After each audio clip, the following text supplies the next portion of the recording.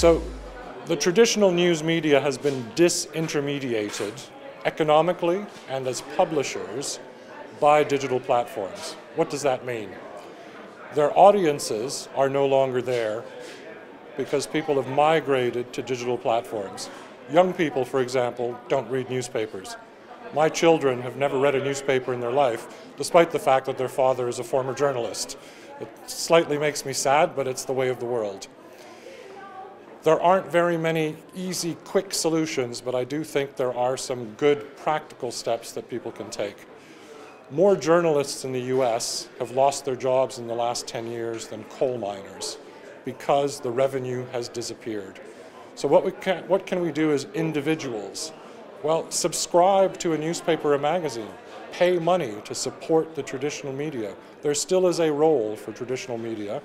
What they did as intermediaries, which was critically important, was act as a filter between what people said and what people read. If you look at the ease with which, frankly, crazy people can get their views published on digital platforms, you understand the value that we have lost with the disintermediation of the traditional media. Because the traditional media would not have given those people a platform. They would have stayed in their own little world, their own little room, with their three best friends shouting at each other, but they wouldn't have been trending on Twitter. So the first thing we can do is support the traditional media by subscribing, because the advertising revenue they used to get has migrated to digital platforms. Now you can't go back in time and fix that. It's just a fact of life. What Google and Facebook and others offer is valuable to advertisers, so that's where they're spending their money.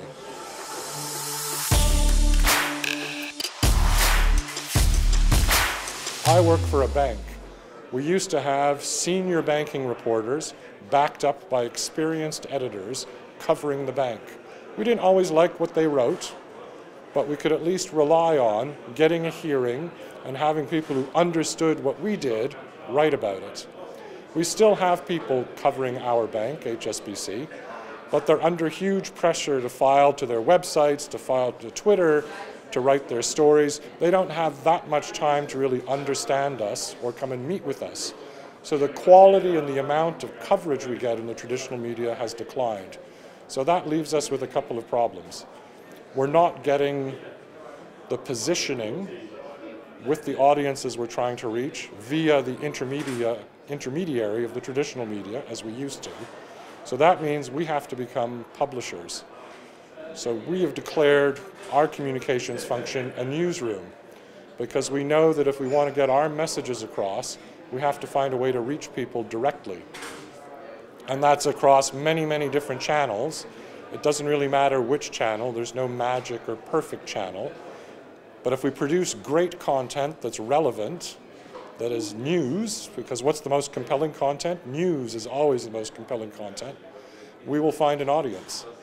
So that's what we're trying to do, is publish directly, because we've lost the traditional media to a large extent, which used to do the job for us, and also was a guarantor of quality to some extent, at least for quality publications. If you read a quality newspaper or quality magazine, you have some guarantee that what you're reading is true and factual and hasn't just been made up.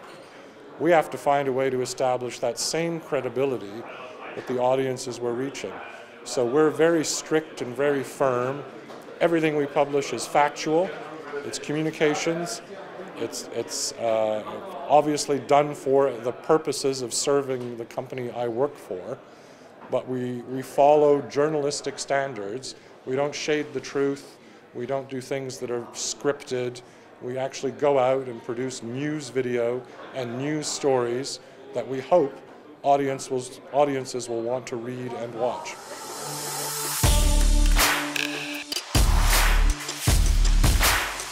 I don't think government should fund media directly. I think if people find the current situation uncomfortable, if they find the current situation unstable, take practical actions as an individual. Subscribe to a newspaper, give them a bit of revenue so they can pay for reporters and editors.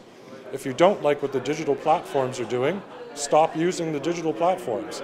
They make money because you're using their platform, and then they can sell advertising against you.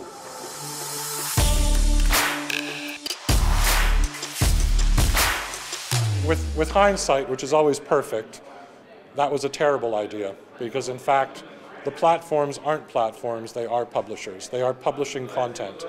Their argument has been it's not their content, it's their users' content. It doesn't matter, they're the ones publishing it. And sort of back in the real world, it didn't matter whether your own reporter wrote something or an outside contributor wrote something.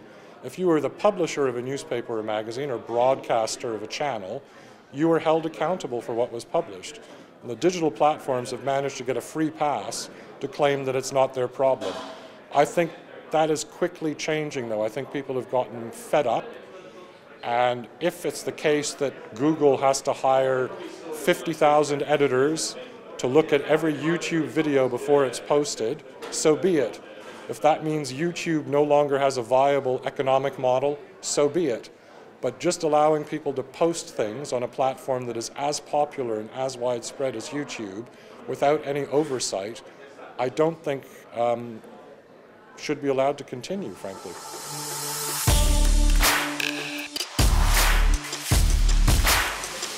This is a fantastic conference. So I've been coming for many years. I think I've missed one in the last 10 years. And I've always treasured the opportunity to simply meet and discuss with colleagues the hot issues of the day in communications. But I've also always learned a lot from the main hall sessions, from the case studies, from the breakout sessions. If you want to stay relevant, if you want to continue to improve, if you want to continue to get better at what you do, the best way to do that is to learn from what your colleagues are doing elsewhere. I've never come away from this conference without at least 10 great ideas of things that we should be doing at HSBC.